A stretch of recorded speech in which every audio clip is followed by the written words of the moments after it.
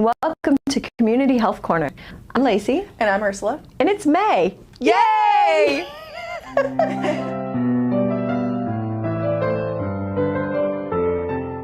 May is Stroke Awareness Month, and one thing that we're going to be talking about today is how to reduce sodium and salt in your everyday diet. Very important. Because it's very important. It adds up over the course of the day. Yep.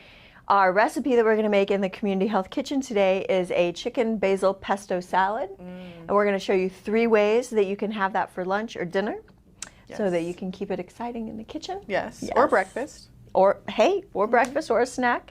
And then Ursula is going to run through some strength training exercises with us. But first, we're going to talk about salt. Yes. So it's clear that Americans have a taste for salt. But salt plays a role in high blood pressure, which can lead to a higher likelihood of stroke and heart disease. When we eat too much sodium, our bodies retain water. This often causes swelling and an increase in blood pressure. Our hearts also have to work harder to circulate extra fluid in our blood. This can make our hearts larger and weaker, causing chest pain, shortness of breath, and fatigue. This is true. So everyone, including kids, should reduce their sodium intake. Current guidelines recommend that most Americans eat no more than 2,300 milligrams of salt, which is about 1 teaspoon of salt per day. So older Americans, African Americans at any age, and those with hypertension should eat no more than 1,500 milligrams of sodium a day. Right. Many of us probably have a salt shaker on our table, right? I do. Yes. Well, did you know that your salt shaker accounts for only a small amount of sodium you eat in a day? Most of the sodium we eat is actually hidden in processed foods. So eating packaged foods and highly processed foods less often and in smaller portions is important. It is. One way that you can do that is to begin reading food labels as a matter of practice. Sodium content is always listed on the label. By law, it's required to be there. Sometimes the high sugar content in a product like apple pie or even something like tomato sauce can mask the high sodium content. So it's really important to check every label for that sodium content. Also, be aware of products that don't taste especially salty but still have a high sodium content, such as cottage cheese, when salt is used as a preservative. Compare various brands of the same food item until you find the one that has the lowest sodium content, since this will vary from brand to brand. And we did that this week when we were looking at the sodium content for the canned chicken that we used for our recipe. There were 12 different brands of canned chicken, and they all had wildly different sodium content depending on how they were packaged, what they were packaged in, and it took me a little while to find the lowest one. But, you know, taking that little bit of extra time will add up in reducing how much sodium you can intake in a day. Absolutely. Because if you think about it, a teaspoon, I mean, it's not that much. It's not that much, especially if you're eating like breakfast, lunch, dinner, maybe a snack. Popcorn. Yeah, it all adds up. So when planning your meals, use fresh rather than packaged meats. Fresh cuts of beef, chicken, or pork contain natural sodium, but the content is still much less than the hidden extra sodium added during processing in products like bacon or ham. If a food item keeps well in the fridge for days or weeks, that's a tip-off that the sodium content is too high. Also, choose fresh fruits and vegetables if possible, since they are very low in sodium. When buying frozen vegetables, choose those that are labeled fresh, frozen, and do not contain added seasonings or sauces. True. Just because you're cutting back on salt, though, doesn't mean that your food can't still be tasty. One way to create flavorful food without using salt is to use herbs and spices. In fact, seasoning your food with herbs and spices may be the best way to create additional flavor when you're cutting back on sodium. If you're new to using different spices and herbs, please try these tried and true winners. Yeah. So we're going to talk about parsley, and I actually have some right here. So parsley, it's not just pretty. It adds a peppery, earthy flavor to brown or wild rice, soups, pasta, and eggs. As a garnish, parsley can be chopped and sprinkled in soups, hummus, or mixed with ground meat, such as lamb, or can gussy up baked corned beef and vegetables. True. Next up is cilantro. Which it looks like parsley. It does look like flat leaf parsley, but it's very different. You either love cilantro or you hate it. Yes. I love it. I love it too. We always have it at the house. So cilantro pairs well with many dishes, especially Mexican or Thai meals. All right. It also works well with dishes that contain cheese, eggs, beans, and fish. It's very versatile. The herb is also great with creamy vegetable dips and as a topping or garnish for soups and salads. or everything. And now basil. Basil's a great one that we'll be working with in our Community Health Corner kitchen. And we've got some planted basil right there. So add fresh basil to cooked pasta, a panini, a turkey sandwich, or a veggie wrap. Also use basil along with marjoram, oregano, and parsley in tomato sauce. Yes. Add all the flavor. Awesome. Finally up is dill. Dill's back there as well. Because dill has such a unique taste, a small amount can go a long way. Dill is also great in salads and the key ingredient along with buttermilk in giving homemade ranch dressing its unique flavor. You can also season eggs with basil, dill, and parsley, and one of the great food marriages is salmon and dill. Yes. Poaching salmon or baking salmon, throw some dill and lemon on there. Yum. It's fantastic. Sounds delicious. So remember, salt preference is an acquired taste that can be unlearned. It takes about 6 to 8 weeks to get used to eating food with much lower quantities of salt. But once it's done, it's actually difficult to eat foods like potato chips because they taste way too salty. I guess we'll see. Yes, we will.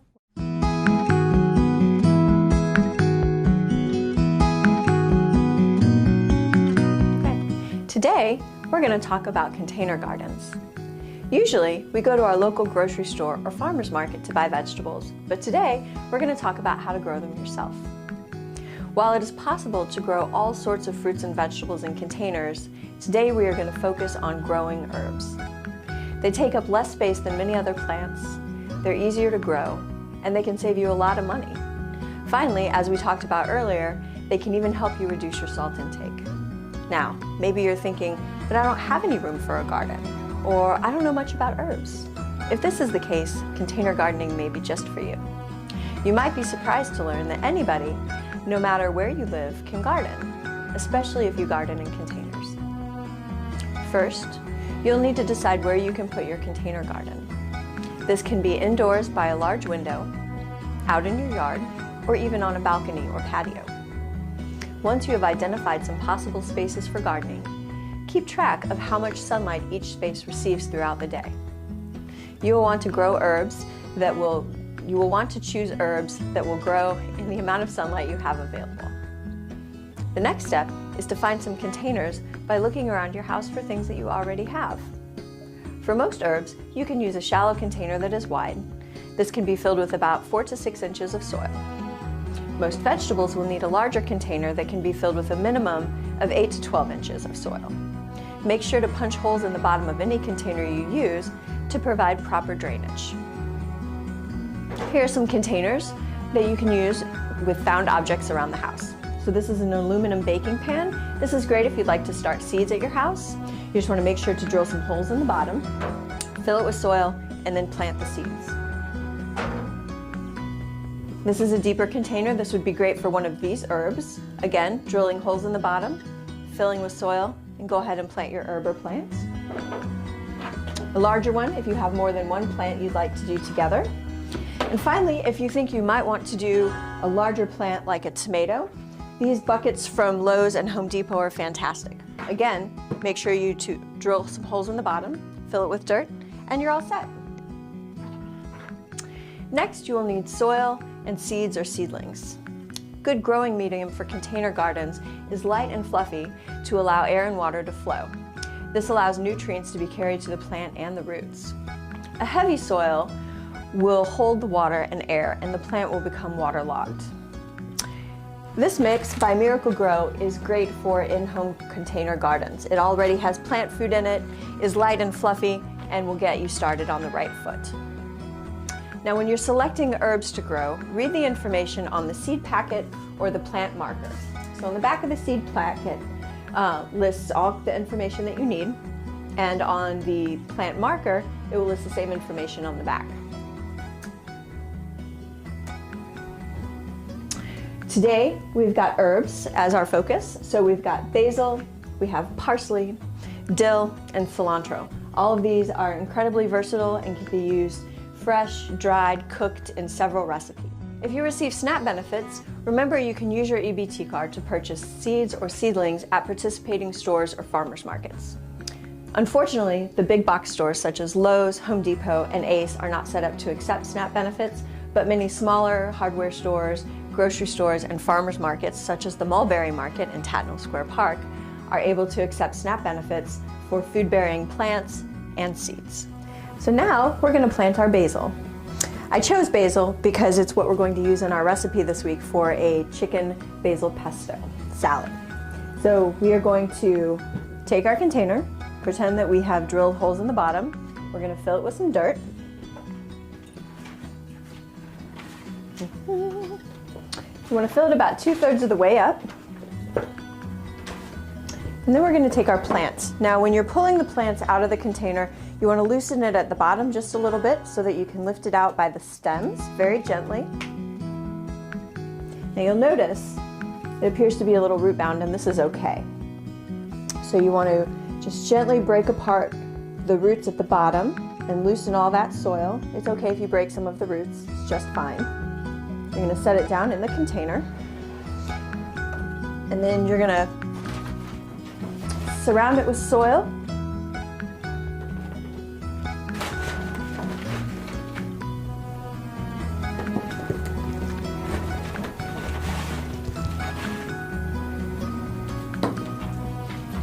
You can make a little mess. That's quite all right. And then, once it's planted, you're going to give it a little drink of water.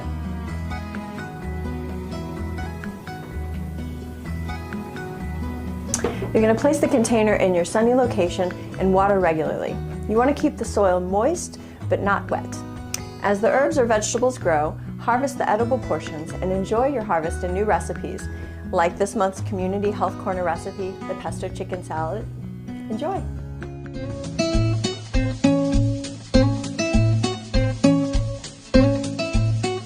So welcome back! Today we are going to use one of the herbs that we potted in our container gardening section. We're going to use basil, and we're going to make a basil pesto. Yum. This basil pesto is a little different. It utilizes half basil for the recipe and half spinach, so you're getting an extra vegetable in there. Yeah. One thing I did want to point out, these pine nuts are an expensive ingredient. It was about $8 for this container. However, you can purchase twice this for 1/3 of the price if you decide to substitute your store brand roasted, unsalted, shelled sunflower seeds. You can do the substitution in both the basil pesto and in the chicken salad that we're going to make. So we'll have some information on that below the recipe link when we put this up. So let's get started. So we're going to take our food processor. Now you can also use a blender. If you don't have a food processor, that's completely fine. We're going to put 1 cup of spinach in there, and we're going to go ahead and use the stems as well. They're pretty tender because it's baby spinach, right? Yes, and you can use regular spinach too. You don't have to use baby spinach. If you find a big bag of bulk spinach maybe at the farmer's market or something, you can absolutely use it for this. And we have 1 cup of basil, and again, we're using the leaves and the stems. Now you can buy a basil plant, or you can buy the packets of herbs at the grocery store. Of course. We are going to add 1/3 of a cup of roasted pine nuts. Again, you can do the sunflower seeds. Now I just roasted these in the oven. You can also do it on the stove, but you really want to give them a little color and a little toastiness that helps with the flavor. 3 whole cloves of garlic, right here. You don't have to cut them up because they're going to go into the food processor. Let's dump them right in. Add flavor too. Yes. We have 1/2 teaspoon of lemon juice. Salt and pepper, so this is a teaspoon of salt and about 1/4 teaspoon of pepper, just for a little flavor. Now, because I like things spicy, this is a 1/4 teaspoon of roasted pepper flakes, crushed pepper flakes. You can omit these if you'd like. I like a little kick myself. I do too. And that's such a fresh way to bring in the summer with a nice little pesto. Oh, yes. So we're going to pulse this for a minute, and then we're going to start adding the oil. Okay, this is also a dairy-free version of a pesto. Traditional pestos would call for Parmesan cheese, but again, that's an added sodium and fat content item.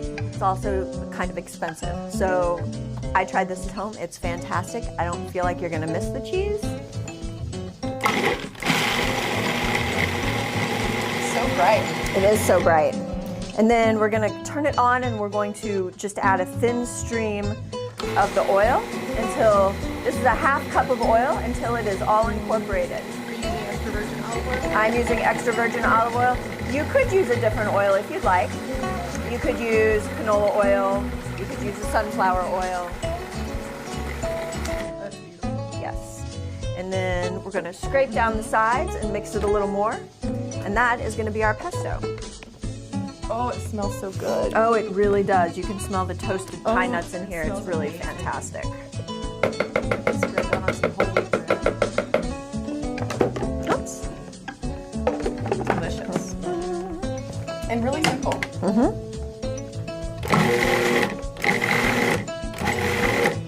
All right, so that is the basil pesto. Next, we're going to show you how to make the chicken salad. Can't wait.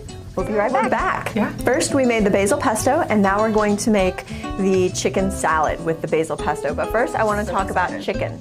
So we are using natural premium chicken breast in water.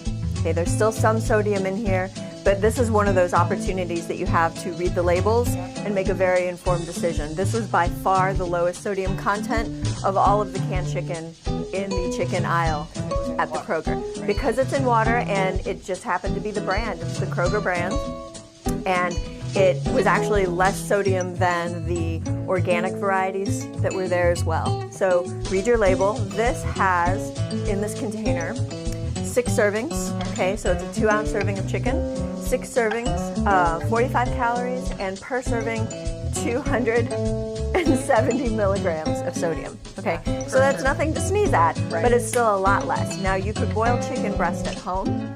It would have less sodium there as well. If you do opt to get a rotisserie chicken, which I love to do, there's a lot of sodium. I know. Yeah, you gotta take that into account. It's tasty, but if you're looking for the least amount of sodium, you could boil or poach chicken breast at home. But this is a nice middle ground. It's shelf stable. It's pretty affordable. I think this was $4.39. Okay. You're gonna need 2 of these for this recipe. So this is roughly 2 cups of chicken. So it's 2 cans of this. We're gonna just dump that in there. Now, if you wanna give this a finer chop, you can, but it comes apart pretty easily. So as you're mixing it up, you're really gonna break a lot of that up. I'll give you that. We have 1/3 of a cup of the pesto that we made. We're just gonna dump that in. It is so tasty.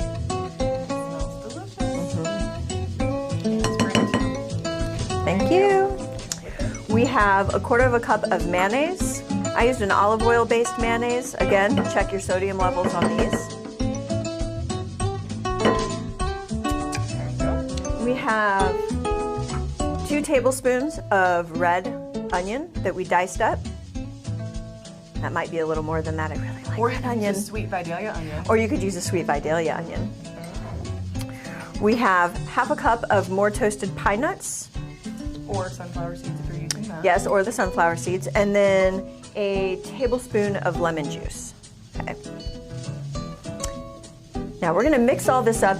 The recipe also calls for salt and pepper to taste, but we're gonna get it all mixed up first because if you remember there's salt and pepper in the pesto, you might not feel like you need any. It just depends on your own personal taste. So in here, I know you have the savoriness of the chicken, you have the creaminess of the mayonnaise, this basil pesto, it's really bright, there's acidity from the lemon juice, and then you have a really nice crunch from both the onion and the pine nuts. So you have all the things in here, and if you can see, it's a gorgeous bright green color. You could use more basil pesto if you'd like. We did not use the whole amount that we made previously. You can freeze some. It will store in your refrigerator for about a week if you'd like to use it for something else. You can dump it all in here if you'd like and back out some of the mayo. This is your recipe that you can play around with after you've made it the first time and have an idea of what it's going to look like as a finished product. So we're not going to... Like some fresh cut pepper? I think we could probably use some pepper, Sure. but I don't think we need any more salt. Between the chicken and the salt and the pesto, I think we're just fine with that. Perfect. And give this another little... Smells so good. Yes, so this is about 2.5 to 3 cups total of chicken salad. So if I were making this for myself, this is probably like 4 days worth of lunch. So when we come back, we're gonna look at 3 fantastic ways you can have this for lunch. See you in a minute. All right, so here we've got 3 great ways to have this pesto chicken salad as a lunch or a light dinner or breakfast. Yeah. I mean, you know. So the first one I did, I got the store brand American Blend salad from Kroger. I like this one because it has other vegetables in it. In addition to the lettuce, it has radishes, which I love, and carrots. So we just put some on top of that, and you don't really need a salad dressing. I feel like this mixed up a little bit, maybe with some cracked pepper on it, is just perfect. Here we have the Private Selection Flax and Fiber whole grain bread. So this has a lot of whole grains in it. It also has a lot of fiber, very low sodium and very low sugar. Okay, so this is a healthier bread, and again, it's a store brand. All right, it's their private label, but it's delicious. Delicious little chicken salad sandwich. Yes, you could even toast the bread if you'd like. And if you have leftover spinach, you could add some spinach on there. Okay, fantastic. And then finally, whole grain reduced fat wheat thins. You just put a little bit of the chicken salad on the wheat thin, and away you go. I'm gonna go ahead and do this. Okay, please do. Taste test it. Is it good? Fantastic. That's really good. All right, so these are 3 easy ways that you can utilize the pesto chicken salad. Pretty affordable to make. It's delicious to eat. Low sodium. Very bright, Yeah. lemony, garlicky. Wonderful. Really good. Great. Well, thank you so much, and I hope you enjoy.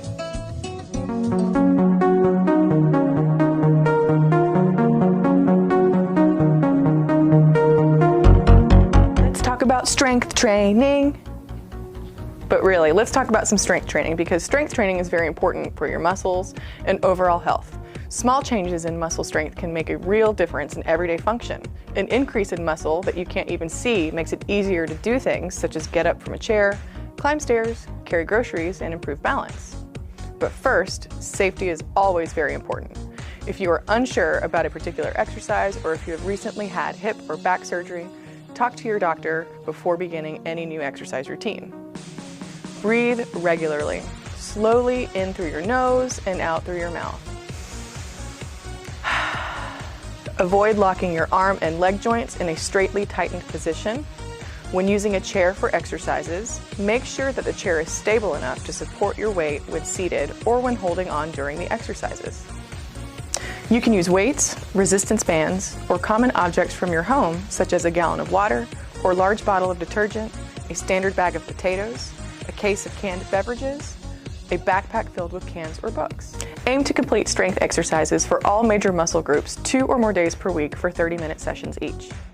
The first exercise is a hand grip. This simple exercise should help if you have trouble picking things up or holding onto them. It also will help you open things like that pickle jar more easily. You can even do this exercise while reading or watching TV. Hold a tennis ball or other small rubber or foam ball in one hand. Then slowly squeeze the ball as hard as you can and hold it for 3 to 5 seconds. After that, relax the squeeze slowly. You can repeat this 10 to 15 times. Repeat it with your other hand. You can also repeat it more with each hand. The second exercise is wall push-ups. These push-ups will strengthen your arms, shoulders, and chest. Try this exercise during a TV commercial break. Face a wall, standing a little farther than arm's length away, feet shoulder width apart. Lean your body forward and put your palms flat against the wall at shoulder height and shoulder width apart. Then slowly breathe in as you bend your elbows and lower your upper body toward the wall in a slow, controlled motion. Keep your feet flat on the floor. Then hold the position for 1 second. Breathe out and slowly push yourself back until your arms are straight. Repeat this 10 to 15 times. You can also rest, then repeat 10 to 15 more times. The third exercise is leg straightening. This exercise strengthens your thighs and may reduce symptoms of arthritis of the knee. Sit in a sturdy chair with your back supported by the chair. Only the balls of your feet and your toes should rest on the floor. Put a rolled bath towel at the edge of the chair under your thighs for support. Breathe in slowly. Then breathe out and slowly extend one leg in front of you as straight as possible, but don't lock your knee. Flex your foot to point toes towards the ceiling. Hold that position for 1 second. Then breathe in as you slowly lower your leg back down. Repeat this 10 to 15 times. You can also repeat it 10 to 15 times with the other leg, and repeat it as often as you'd like. Hello, my name is Fred Ammons. I'm the CEO of Community Health Works. May is Stroke Awareness Month, and today I'm going to share information about stroke, also known as cerebrovascular accident or CVA. We will discuss the causes and types of stroke, how to spot a stroke, and how to prevent stroke. First, stroke may be more serious and more common than you realize. Stroke is the number 5 cause of death and number 1 cause of disability in the United States. This year, nearly 800,000 Americans will experience a stroke, and over 140,000 will die from that stroke. Countless more will experience some form of long-lasting disability from a stroke. So, what exactly is a stroke? A stroke occurs when a blood vessel that supplies blood to the brain is either blocked or bursts. When this happens, brain cells are damaged and can die. In 87% of cases, stroke is caused by a clot obstructing the flow of oxygenated blood to the brain. This is called an ischemic stroke.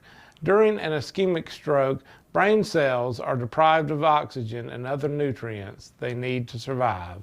Nearly 700,000 Americans will experience some form of ischemic stroke this year. You may have also heard the term mini stroke or transient ischemic attack, also known as TIA. This is a type of ischemic stroke, but in the case of a TIA, the clot is temporary and dissolves before critical brain damage is done. A TIA is often a warning sign of a future stroke. In 13% of cases, stroke is caused by a blood vessel bursting or rupturing. This is called hemorrhagic stroke. During a hemorrhagic stroke, brain cells are also deprived of oxygen, and blood leaks out of vessels, killing brain cells.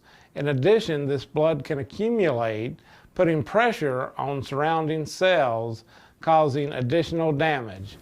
Regardless of the type or cause of stroke, all strokes are extremely serious. They require immediate medical attention and may be deadly.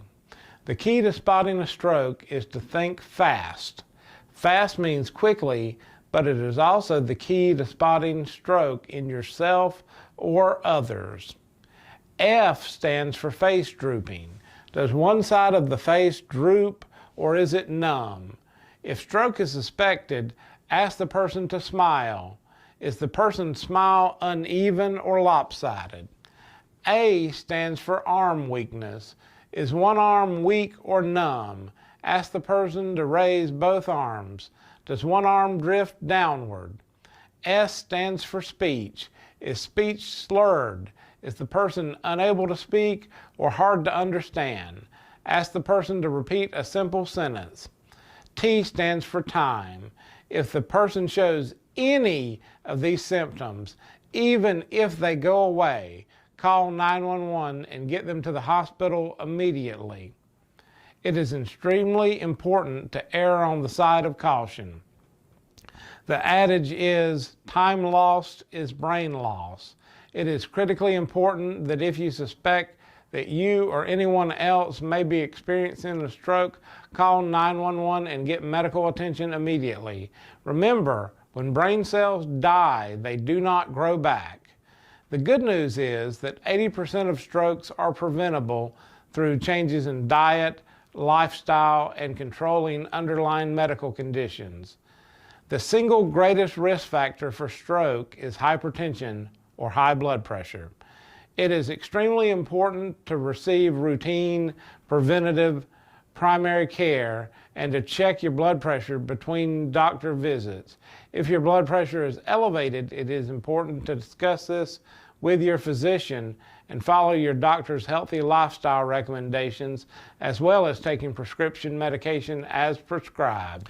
Other healthy lifestyle changes include lowering the amount of cholesterol and saturated fat in your diet, quitting tobacco use, managing diabetes, maintaining a healthy weight, and exercising regularly.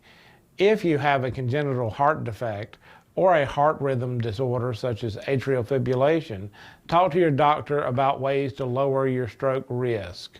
I am passionate about this topic because at age 39, with my 2-year-old son in the next room, I looked in the mirror and saw my face drooping and realized I was having a stroke. After arriving at the hospital, I learned that I was experiencing a hemorrhagic stroke and realized during my last moments of consciousness that there was a significant chance I would not survive the night, and if my life continued, it would be changed forever.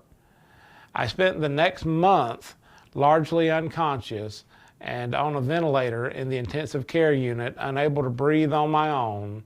I spent the following 3 months in a specialized rehabilitation hospital, relearning how to swallow water, chew solid foods, and regain some level of control of my bodily functions. For months, the only way I could get out of bed was by a medical professional lifting me with a hoist and placing me in a wheelchair. Over time, I slowly began learning how to be as functional as possible with the left side of my body largely paralyzed and my vision significantly impaired. I continue to go to outpatient rehab multiple times per week. Because of the stroke, I may not be able to give my now 4-year-old son a hug with both of my arms, but because I thought fast, I am still here, and he is still able to give me a hug.